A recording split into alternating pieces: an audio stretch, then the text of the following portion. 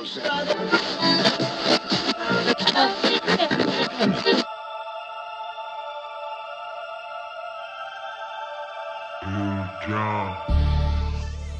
YouTube, welcome back. Leo Pozzo, you know what it is, that's a channel. Thanks for tuning in.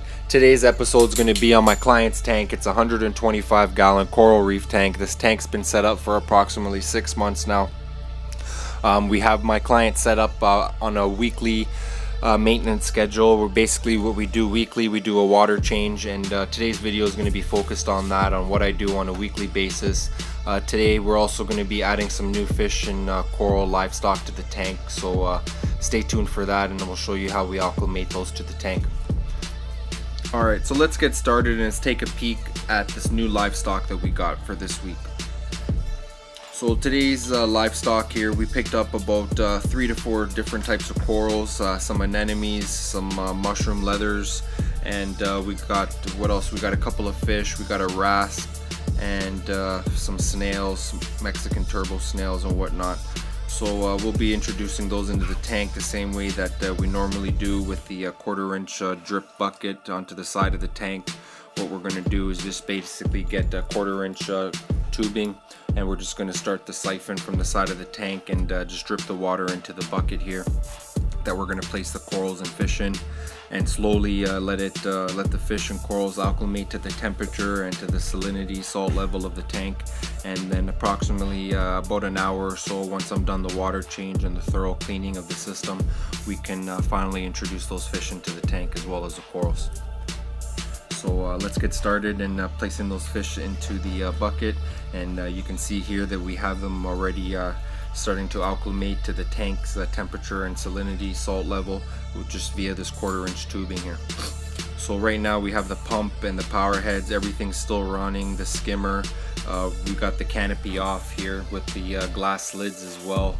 No lighting right now. This is the way the tank looks. Here's a couple of clownfish, and so for the most part, here's the 20 gallons of water, or 15 gallons of water more or less, so that we're going to be changing. That's the RO salted water already being mixed. Here's the canopy with the 3 fixtures and the 3 LED fixtures. You can see here briefly on how we mounted those into the canopy. Okay, perfect. Now that we got the canopy and the lids off, we now have turned off the return pump of the system. You can see there's very minimal flow here in the tank. The only flow that we have currently running right now are the 2 power heads on either end, so we can leave those on during our water change. So I'm just going to take a few minutes here and have some fun with these clownfish. You can see that they're pretty friendly, swimming up to the top of the tank, and they can see where I'm at and they just want to play around. I'm just going to put my finger in here and say hello. It's been a while since I seen you guys, about a week ago, so you can see how nice and friendly these clownfish are.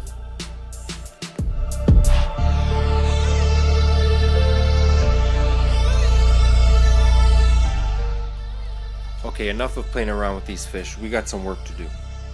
So you can see here's the 55 gallon sump. There's the skimmer. I already have it off.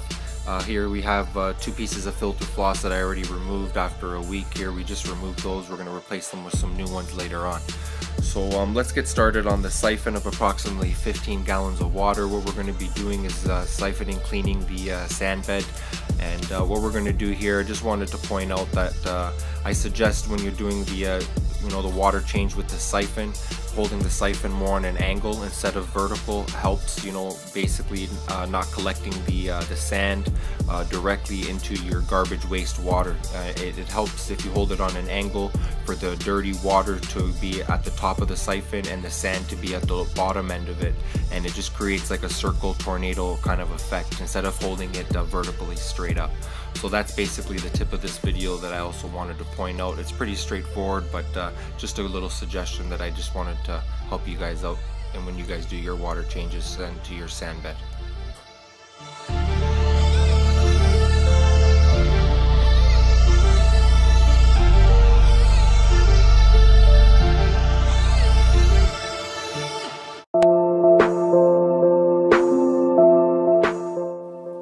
Perfect. You can see what a difference. The sand bed already looks much cleaner, and we got the 15 gallons of water already siphoned out into this Rubbermaid container here, and we're basically just looking at this tank with 15 gallons empty that we just siphoned out, and we got the power heads running in the tank just for some circulation in the meantime while we do this water change. And for the most part, what we're going to be doing now is just give the glass a nice little clean.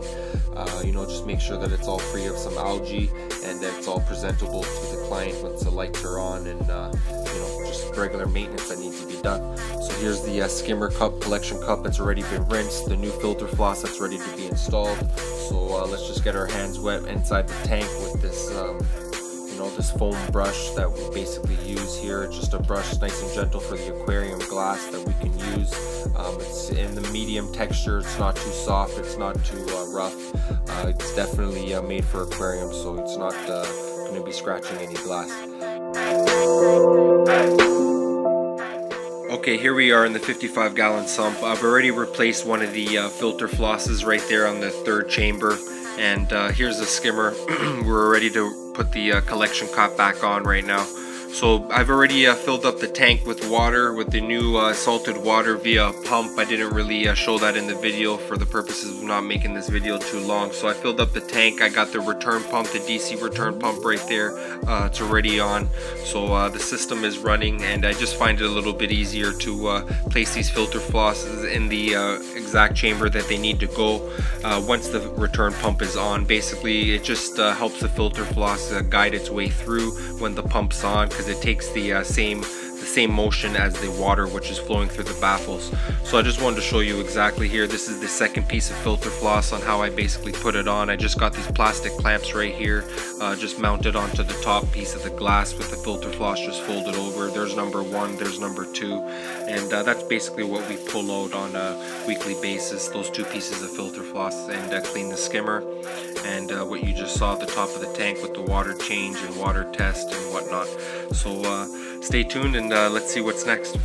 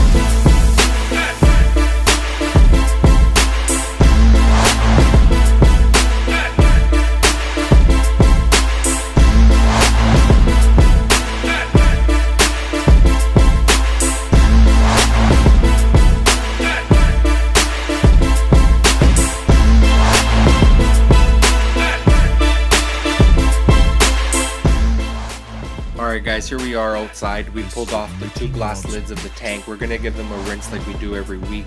I pulled them outside here so we can just conveniently rinse them off with the hose. Today guys, my question is to you, do you guys use glass lids or not?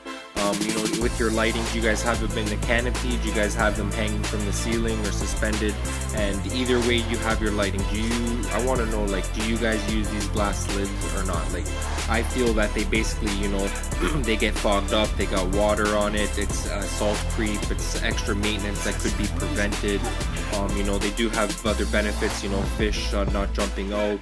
I just want to get your opinion guys on what you guys feel and what you guys do about these glass lids. Okay, so just let me know, give me a shout out in the comments, whatever, just hit me up. I really want to know what you guys have been doing with these glass lids here, if you guys have been using them or not.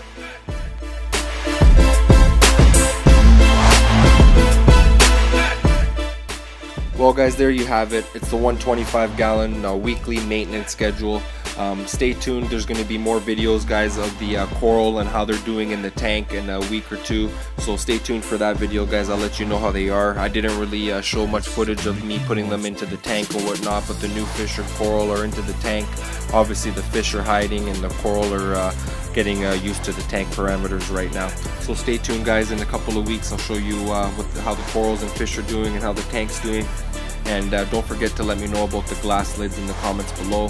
So Leo Pazzo, guys, you know what it is. That's the channel. Stay tuned. Until next time.